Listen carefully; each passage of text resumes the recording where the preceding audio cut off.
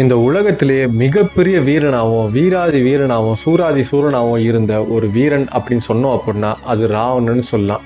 ராவணன் வந்து சிறந்த சிவபக்தன். ராவனோட சிவபக்தியாலையும் அவரோட பலத்தாலையும் அவர் கைலாய மலையை அசைச்சு பார்த்தாரு. அவரோட யாழ் இசைச்சு அவர் பாடின பாட்டினால சிவனே மதிமயங்கினாரு. அப்படி இருக்கிறப்போ ராவணன் சிவன் கிட்ட இருந்து வாங்கின வரத்தினாலையும் அவனோட பலத்தினாலையும் உலகத்தையும் அவர் கால் அடியில போட்டு அவர் ஆட்சி பண்ணிட்டு இருந்தார். அப்படி இருக்கிற ராவணனுக்கு எப்பவுமே ஒரு ஆசை இருக்கு. என்ன அப்படின்னா, தன்னை விட சிறப்பு மிக்க ஒரு வீரன் இருந்தாங்க அப்படின்னா அந்த வீரனோட போர் பண்ணி அவங்கள ஜெயிச்சு தாண்டா சிறந்த வீரன் அப்படின்ற பட்டத்தை எப்பவுமே தக்க வச்சுக்கணும் அப்படின்னு சொல்லி அவர் ஆசைப்படுவார்.